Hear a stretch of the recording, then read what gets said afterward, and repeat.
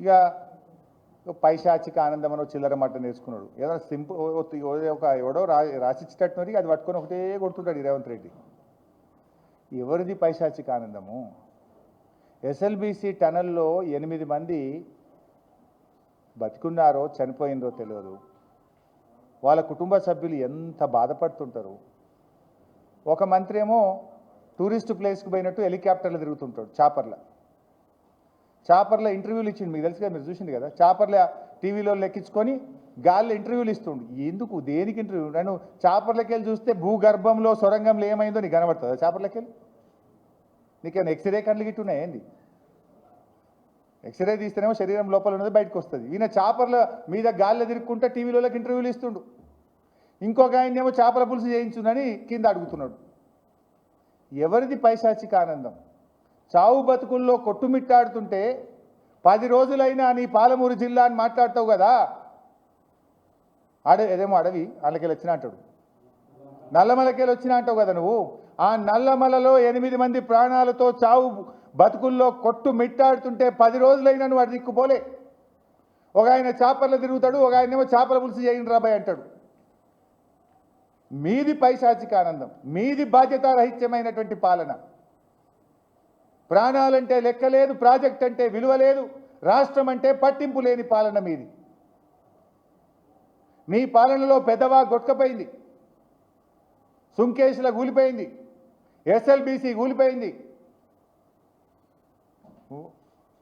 పాలమూరు ఎత్తిపోతల పథకంలో వట్టెం రిజర్వాయర్ మునిగిపోయింది. నీ పాలన 15 నెలల్లో 4 ప్రాజెక్టులు కూలిపోయాయి, 3 కూలిపోయాయి, 1 మునిగిపోయాయి. నువ్వేమో కాళేశ్వరంలో ఒక పిల్లరు గుంగితే గోరంతలు కొండంతలు చేసి రాద్ధాంతం చేస్తేవి. పెద్దవాగైతే మొత్తానికే కొట్టుకపోయింది. SLBC tunnel కూలైపోయాయి. ఇవాళకి ఇంకా 7 మంది ఏమైపోయినరో వాళ్ళను బయటకు తేలేని నిస్సహాయమైన స్థితిలో ఈ రాష్ట్రాన్ని నువ్వు. ఇక బిల్డప్ 2 రోజులు వచ్చాయి, 2 రోజులు వచ్చాయి. ఇప్పుడు 20 రోజులకి రోజు 2 రోజులు చెప్తారు. 2 రోజుల బయటకు రోజు ఒక్క లీక్ ఇస్తారు.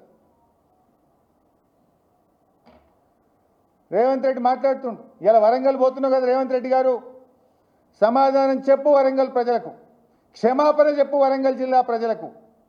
నీ నేరపూరితమైన నిర్లక్ష్యం వల్ల ఇవాళ వరంగల్ జిల్లాలో 1,50,000 ఎకరాల్లో పంట ఎండుతా ఉన్నది. 1,50,000 ఎకరాల పంట ఎండుతున్నది వరంగల్లో.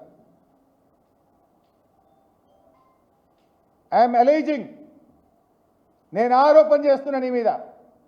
నీ ప్రభుత్వం చేతగానితనం వల్ల, దద్దమ్మ చర్యల వల్ల, నీ నిర్లక్ష్యం వల్ల 600 కోట్ల రూపాయల పంట ఎండిపోతున్నది ఇలా వరంగల్ జిల్లాలో. ఎందుకు? 6 కోట్ల రూపాయలు ఓఎండ్ఎం డబ్బులు ఇవ్వనందుకు 600 కోట్ల పంట ఎండిపోతున్నది. 33 రోజులు గోదావరి నదిలో నీళ్లు ప్రవహిస్తుంటే 33 రోజులు మోటార్లు ఆన్ చేయకపోవడం వల్ల, రిజర్వాయర్లు నింపకపోవడం వల్ల ఇవాళ 600 కోట్ల రూపాయల పంట ఎండిపోతున్నది. బీఆర్ఎస్ ధర్నాలు చేస్తే, బీఆర్ఎస్ పోరాటం చేస్తే 33 రోజులకు కళ్ళు తెరిచి నువ్వు 6 కోట్ల రూపాయలు ఇచ్చినావు. ఇది నీ నిర్లక్ష్యం కాదా? ఇది నీ ప్రభుత్వ వైఫల్యం కాదా? గొంతు పెద్దగా చేస్తేనో, నోరు పెద్దగా చేస్తేనో అబద్ధాలు నిజమవుతాయా అని నేను అడుగుతా ఉన్నా. ఇలా ఎండిన వరంగల్ జిల్లా పంటలను చూసిరా. నువ్వు హెలికాప్టర్లో పోతున్నావు కదా, భూమి మీదవో ఎండిన పంట పొలాలు పరిశీలించు. ప్రభుత్వ తప్పిదానికి రైతులు ఎందుకు శిక్ష అనుభవించాలి? నీ నిర్లక్ష్యం వల్ల, నీ వైఫల్యం వల్ల ఆ శిక్ష రైతులకు ఎందుకు పడాలి? ఆ రైతులకు ఎకరానికి 10,000 రూపాయలు పెట్టుబడి సాయం అందించి ఆ రైతుల్ని అదనంగా ఇచ్చి కాపాడాలని చెప్పి మేము డిమాండ్ చేస్తూ ఉన్నాం. నువ్వు స్టేట్ ఫ్యూచర్, ఈయనకేదో బాగుందట, నిజంగా స్టేట్ ఫ్యూచర్ పట్ల నీకు ఈ పని చేస్తావా? కమిషన్లకేమో బిల్లులు ఇస్తుంది, 6 కోట్ల రూపాయలు మెయింటెనెన్స్కు డబ్బులు ఇయ్యక 600 ఎకరాల పంట ఎండబెట్టివి. ఇదా స్టేట్ ఫ్యూచర్? ఇదేనా స్టేట్ ఫ్యూచర్ పట్ల నీకుండే బాధ్యత?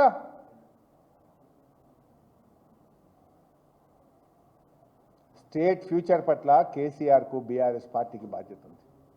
జిఎస్డిపిలో నంబర్ 1 చేసినాం, పర్ క్యాపిటా ఇన్కంలో నంబర్ 1 చేసినాం, విద్యుత్ వినియోగంలో నంబర్ 1 చేసినాం, వరి ధాన్యం ఉత్పత్తిలో నంబర్ 1 చేసినాం, ప్రతి ఇంటికి త్రాగునీరిచ్చి దేశానికి ఆదర్శంగా నిలిపినాం, చెరువులు బాగా చేసి మిషన్ కాకతీయ దేశానికి ఆదర్శమైంది, రైతు బంధు పథకం యుఎన్ఓ ప్రశంసించే అంత గొప్పగా చేసింది కేసీఆర్. మాకు స్టేట్ ఫ్యూచర్ పట్ల బాధ్యత ఉంది కనుకనే మేం పనిచేసినాం. నీకు బాధ్యత లేదు కనుక అగ్గిపెట్టెల్లాగా నీ ప్రాజెక్టులు కూలిపోతూ ఉన్నాయి. నీ నిర్లక్ష్యం వల్ల పంటలు ఎండిపోతూ ఉన్నాయి. నీ నిర్లక్ష్యం వల్ల రైతులు, చేనేత కార్మికులు, ఆటో కార్మికులు రోజుకొకరు పిట్టల్లాగా రాలిపోతున్న పరిస్థితి ఉన్నది. ఇంకా అన్ని చిల్లర మాటలు. ప్రతిపక్ష పదవి కోసం అంటే నేను కేటీఆర్ గారు కొట్లాడు, మేము ఉద్యమకారులం. కేసీఆర్ ఆదేశాలతోని మంత్రి పదవికి రాజీనామా చేసిన, 2 సార్లు ఎమ్మెల్యే పదవికి రాజీనామా చేసిన. కేసీఆర్ ఆదేశాలను తూచా తప్పకుండా పాటించే క్రమశిక్షణ కలిగిన కార్యకర్తలు మేమిద్దరం. నీకు అలవాటు, నువ్వు కాంగ్రెస్లో చేరి ఒక్కొక్కరిని తొక్కుకుంటా సీనియర్ల మీద సోషల్ మీడియాలో తప్పుడు పోస్టులు పెట్టి 50 కోట్లకు పదవి కొనుక్కున్నావు. నేను చెప్పలే, కొమటిరెడ్డి వెంకటరెడ్డి చెప్పింది కదా, 50 కోట్లకు పీసీసీ పదవి కొనుక్కొని పైసలతోనే అడ్డదారిన దొడ్డిదారిన. నీకు అలవాటు రేవంత్ రెడ్డి, మాకు అలవాట్లేదు. ఎస్, మేమిద్దరం పోటీ పడతాం. శనేశ్వరుల్లాగా ఈ రాష్ట్రానికి పట్టిన నీ పీడను తొలగించడానికి, నిన్ను దించడానికి పోటీ పడతాం. పదవుల కోసం పోటీ పడం. ఈ రాష్ట్ర ప్రజలకు న్యాయం చేయడం కోసం, ఈ రాష్ట్ర ప్రజలకు మేలు జరగడం కోసం, ఈ రాష్ట్ర ప్రజలకు నువ్వు ఇచ్చిన 6 గ్యారెంటీలు అమలు చేసేదానికోసం పోటీ పడతాం. నీ ముక్కు బిండి మహాలక్ష్మి కింద 2500 ఇప్పించడం కోసం నీ వెంట పడతాం. రైతు రుణమాఫీ పూర్తయ్యేదాకా నీ వెంట పడతాం. రైతులకు 15,000 రైతు బంధు డబ్బులు పడేదాకా పోటీబడి నీ వెంట పడతాం. మాకు కుమ్ములాటలు లేవు, నువ్వు మాకు చాలా ప్రయత్నాలు చేస్తావు. దింపుడు గల ఆశలు పెట్టుకోకు. We are all one. బీఆర్ఎస్లో ఉండే కార్యకర్తలు, నాయకులు అందరిది ఒకే మాట, ఒకే బాట. మా మాట కేసీఆర్ మాట, మా బాట కేసీఆర్ బాట.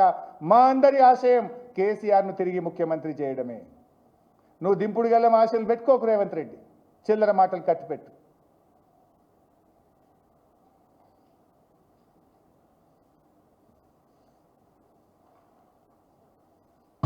నిన్న మహిళల గురించి మాట్లాడింది మిస్టర్ రేవంత్ రెడ్డి. అసలు నీకు మహిళల మీద ప్రేమ ఉందా? రేవంత్ అన్న అని ఒక అక్క అన్నది అని ఏదో చెప్తుండ్రు. మరి ఆశా వర్కర్లు, వేలాది మంది ఆశా వర్కర్లు కోటిలో వైద్య విధాన పరిషత్ ఆఫీస్ ముందు ధర్నాలు చేస్తుంటే అన్నా అని వాళ్ళు అడిగితే వాళ్ళని లాఠీలతో కొట్టించినావు కదా రేవంత్ రెడ్డి. పోలీసుల చేత మహిళలని చూడకుండా ఎగిరెగిరి కొట్టిండ్రు కదా పోలీసు వాళ్ళు, వీడియోలు వచ్చినాయి కదా. మరి ఎక్కడ పోయింది అన్న ఆ రోజు? ఆశా వర్కర్లకు ఇచ్చిన నీ హామీ ఏమైంది? అంగన్వాడీ వర్కర్లకు ఇచ్చిన నీ హామీ ఏమైంది? జీవో 317 కింద ఇంటర్ డిస్ట్రిక్ట్ ట్రాన్స్ఫర్లు చేస్తామని, భార్య పిల్లలు ఒకే దగ్గర ఉండే విధంగా చేస్తానని మాట ఇచ్చిన 317 అక్కా చెల్లెళ్లకు నీవు ఇచ్చిన హామీ ఏమైంది రేవంత్ రెడ్డి? బోగస్ మాటలు చెప్పిన మహిళల కోసం. నేను అడుగుతున్న, మహిళలకు బస్సు ఇచ్చినా అన్నావు, సంతోషం. ఏమైంది మహాలక్ష్మి? నీ 6 గ్యారెంటీల్లో మొట్టమొదటి హామీ మహిళలకు ప్రతి నెల 2,500 ఇస్తా అన్నావు. 15 నెలలు పూర్తయింది. ఈ రాష్ట్రంలోని ప్రతి అక్కకు చెల్లెకు 37,500 రూపాయలు బాకీ పడ్డావు. అవి ఎప్పుడు ఇస్తావో చెప్పు. ఇది మోసం కాదా? మహాలక్ష్మి కింద నెలకు 2,500 ఇస్తానని మోసం చేసినావు రేవంత్ రెడ్డి. హిమాచల్ ప్రదేశ్లో ఇచ్చిండ్రు, పక్కన కర్ణాటకలో ఇచ్చిండ్రు, నిన్నగాక మొన్న గెలిచిన మహారాష్ట్రలో ఇచ్చిండ్రు, జార్ఖండ్లో ఇచ్చిండ్రు. నువ్వు మాత్రం మహిళల్ని మోసం చేసినావు. ఇదే బట్టి గారు, ఇదే రేవంత్ రెడ్డి గారు చెరకొదికి సంతకం పెట్టిండ్రు మేము ఇస్తామని. ఏమైనాయి మీ సంతకాలు? ఏమైనాయి మీ బాండ్ పేపర్లు? ఎప్పుడు ఇస్తావు 2,500? చెప్పు, మహిళలకు క్షమాపణ చెప్పు.